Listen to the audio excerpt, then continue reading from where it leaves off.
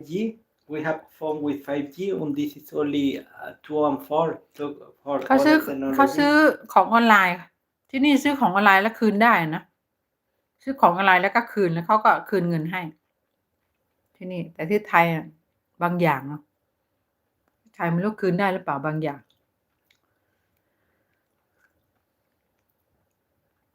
บางอย่างก็เขาบอกเขาส่งข้อความมาบอกไม่ต้องคืน